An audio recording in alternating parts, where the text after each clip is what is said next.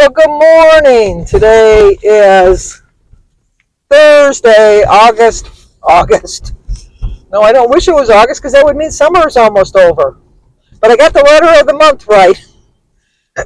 Today is Thursday, April 4th, and it is my nephew's birthday. Today's his 50th birthday. We're going to his 50th birthday party tomorrow night.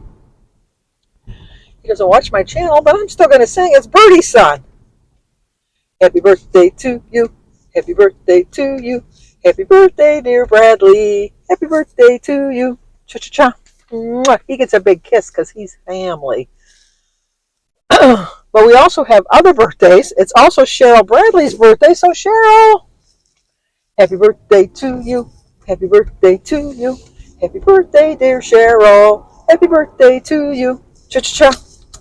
Well, I'm kind of jealous because she's going to a Mexican restaurant for her birthday dinner. Jim does not like Mexican. Denise is allergic to green peppers, and let's think, in Mexico, well, at least Mexican food in the United States is loaded with peppers, and so she can't eat that. Mary is my only true Mexican fan. And she was supposed to, the week before she went to the hospital, we were supposed to go out for Mexican, and we didn't. And it's going to be a long time before we're going to be going to Mexican. So, have a taco for me, Cheryl.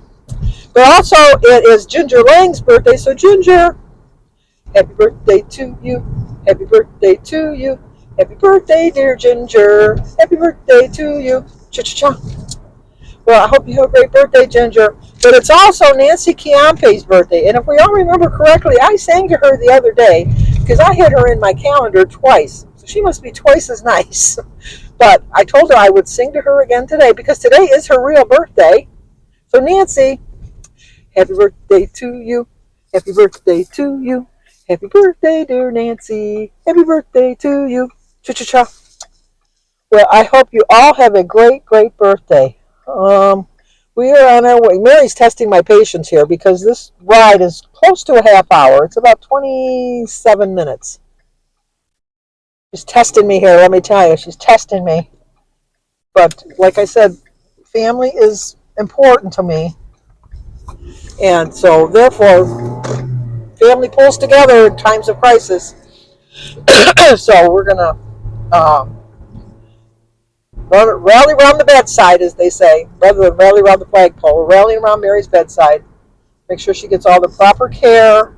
We're not helping her with anything because she's made that very clear, which is good, that she's going to be in charge of her own necessities and needs within reason.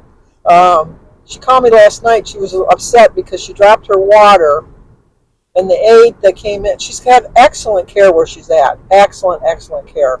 The nursing staff and everybody has been beyond belief really good. But last night, she dropped her water, and I guess it was hard to understand Mary because she mumbles towards the end of the evening. She really mumbles a lot. She was mumbling a lot, and it was hard to pick out what she was saying. But she said that when she dropped her water, the lady came in and started yelling at her, telling her that she needed to learn how to pick up her own stuff. Well, Mary's not allowed to bend over because that makes her dizzy. So I don't know if she was just being a little too needy and the lady was getting exasperated, or maybe she was just having a bad night. So Mary says, I want to report her. I go, Mary, no. I said, just if it continues every night, then yeah, say something. I said, but it's a one-time deal. Everybody has a bad day. Maybe they just got done dealing with a bad patient. I kind of took it out on you. She says, well, I never thought of that. I said, did she bring you another water? She said, yeah, but my other water's still under the bed. I said, well, then the cleanup crew will get that in the morning. I said, is there water spilled by your bed? And she said, no, she cleaned that up. So I said, well, okay, as long as you're not in any danger of slipping or falling. She says, no, there's no water on the floor. She says, but my water cup is under the bed. I go, well, do you have another water? She said, yeah. I said, then stop stressing about that. What she does get stressed about is, like, she'll start a thought and she'll lose the thought process. And then she gets aggravated, which I completely understand. How many of us have done that? You know, like we start to say something. I'm one of these ones that I wait for you to finish talking so I can say something, and then I forget what I was going to say, and then I get mad at myself that I didn't interrupt you, but then I'm glad I didn't interrupt you because that would have been rude. We've all had that moment. But, so I just tell her, I said, just Mary, just relax. Don't worry about it. You know, it'll come back to you. You don't need to worry about it. So she said, yeah, I know. But it's just very aggravating not to know what's going on, that I can't express my thoughts. And I go, does it come back? She says, well, eventually. And I says, well, then when it comes back, if somebody's talking, just interrupt them. I said, we all like to do that. Now you have an excuse. She says, yeah, that's true. But, so, and my sister-in-law, Barb, it's funny is my family knows, because I'm such a late going to bed person, they know not to call me before 10 o'clock. Unless it's an emergency, I will always, always take a call or something. Always. If somebody texts me or something before 10 o'clock, I am not going to bite your head off. I'm gonna read it, and if it's important, I'll answer it. But if it's just something trivial, I'm gonna wait. I'm gonna roll over and go back to sleep. But for the most part, 9 times out of 10, I always answer it because it seems to be pretty important. Because people know, don't contact Sandy before 10 a.m. Well, let me tell you, my clock started chiming at 10 a.m. this morning, and my phone started blowing up. It's like everybody. Don's sister was calling me. First, she texted me about something that Don wanted to know. And then, no, she was answering a text that I sent her yesterday of something that Mary needed at the house that she was because she was gonna come by to see her, so she was gonna stop by the house to pick it up. So I was letting her know what it was, but she never answered me last night. But she answered me this morning. But she doesn't know the 10 o'clock rule, so she must be a 10 o'clock riser too. Anyway, she answered me, and then my sister-in-law Barb started texting me. They think they're going to move her to a nursing home or a rehab. She wasn't sure which one because she's can't walk. She's too weak. I love my sister-in-law Barb, but she's Mary on the other hand is going to fight her hardest to get better. Barb on the other hand is not, which is sad. But that's just her nature. Is just to have people wait on her, whereas Mary likes to do things for herself. So Mary's going to have a faster recovery than Barb, but I don't see that if Barb goes into a nursing home or a rehab center that she'll leave and come home. Whereas Mary, I know, will leave and come home. So it's just a bit of your attitude towards things, what you want to do and how much you're going to pursue them and get them done. So she texted me. So we were texting back and forth. And then I had to text out my birthday wishes to everybody, because it's their birthday. So I texted out birthday wishes. And then Christy called me. And then my brother called me. And then one of Mary's friends called me because Mary's voicemail is free. Filled. So I got to go clear out her voicemail on her phone. And then, who else called me? I got a lot of calls, let me tell you. It's like I just hang up for one and another one, and then I call up for one and then another one.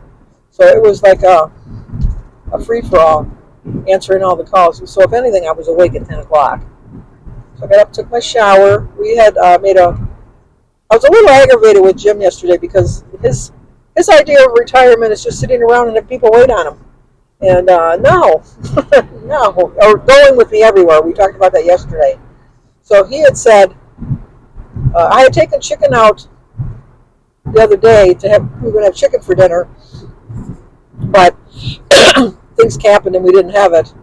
And so then he said yesterday, well, that you got to use the chicken by today. Why don't you make a chicken pot pie? Because he loves my chicken pot pies, and I couldn't tell you the last time I made a chicken pot pie. And I said, all right, I'll make the pie. I have to go to Kroger's anyhow because I don't make my own pie crust. I watched Edie and Joan, and I'm amazed at their capabilities of being able to make pie crusts. No, not me. So I always buy the pie crust. So I had to clean the refrigerator. The refrigerator, when you opened it, it smelled so bad. I'm sorry, my sinuses are draining awful. So Christy came over to clean, and she went to get something out of the refrigerator, and there was such a stink in the refrigerator. And then I was thinking, has it been that long since I cleaned it? Because I'm pretty good. When I clean my refrigerator, I tear it down. I take everything out. I take all the shelves, everything out, all the food, everything out. Really clean it down, wipe it down, put it all back together, put my food back in. I do that once a month. I do that without fail. And then obviously you mop up spills and stuff during the month. Oh, somebody won the money. Somebody's rich. The lottery. But it smelled so bad. So then I went to get something, and Christy said, "Oh my God, I could have swore I put deodorant on." I go, "No, there's something in the refrigerator. I got to clean the refrigerator out." So I cleaned out the refrigerator, and I suspected because he's got jerky, which I think is buffalo jerky, and he has, it's not venison, the bear, some kind of sausage. He's got that too in there, and I kind of suspected that was what was smelling, but I think it's turned. But Jim doesn't think anything turns. Jim can eat something that's been rotten in the refrigerator. He'll scrape off whatever and he'll eat it, and he lives. I just have to think I see mold and I get sick. But he, so I cleaned the whole refrigerator, get it all done.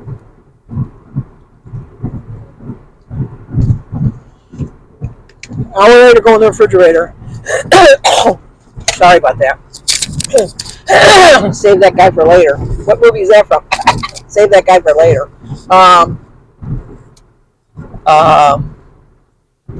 And it still smells. So I said, "Jim, your food is turned. You need to get rid of it." Okay, now we gotta. This is gonna be scary. Am I gonna get through, or am I gonna have to slow down? The safer bet is to slow down and not try to squeeze in between two big trucks. There we go. Don't you like driving with me? Isn't it a fun experience?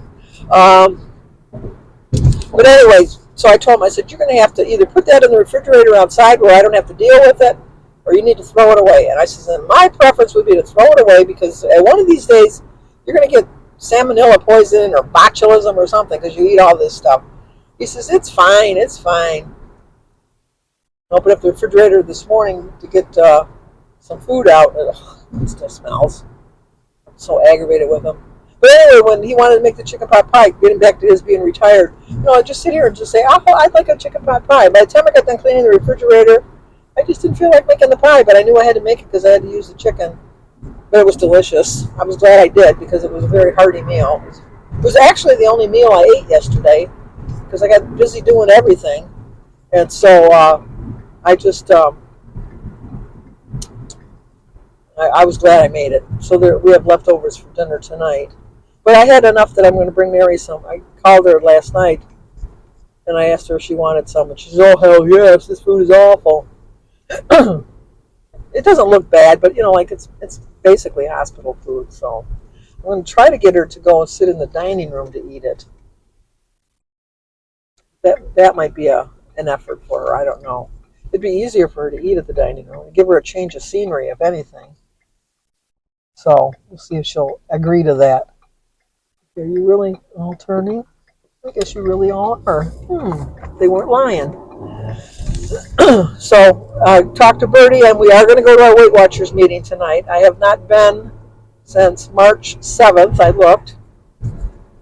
So I have not stepped on a scale since March 7th. So I'm curious to see how I'm going to be. I know I'm not going to like the number because I know I'm going to probably have had a gain. I know that people say there's no such thing as stress eating. When I'm stressed, I eat. So you can call it what you want. When I'm stressed, I eat. I turn to food. And I try not to, but I do. So I did yesterday when I was looking for the ingredients for the chicken pot pie that I knew I had in the pantry. I got rid of stuff that I thought would tempt me. But that's hard, throwing away good food. And I know it's not good food. I don't mean it like that. But like when you have half a bag of potato chips, you think, I don't really want to throw away half a bag of potato chips. That's so wasteful. But it's not. It really isn't. I know it's not.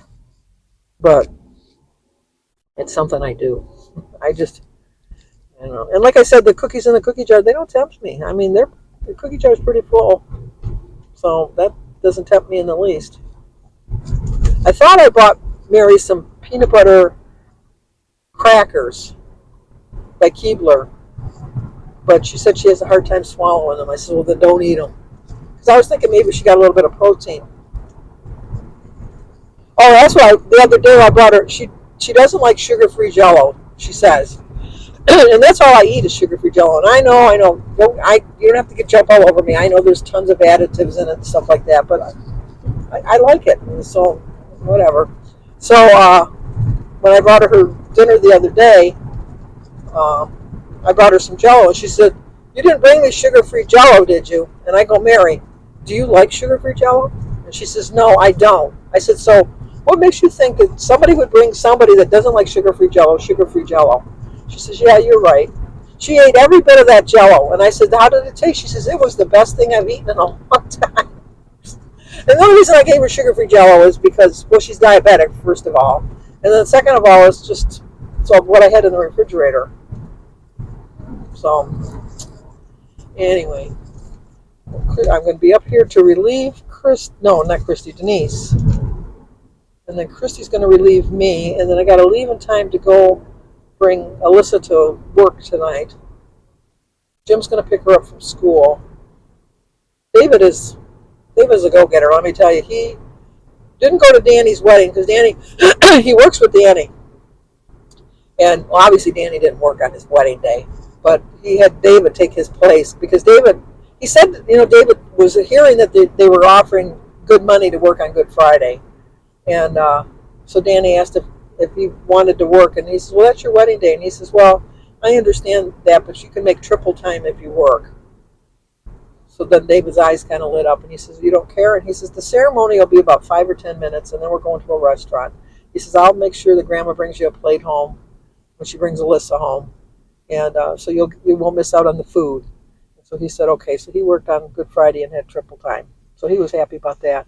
But now Jimmy's on a job that's close to home now. He's back from Kalamazoo.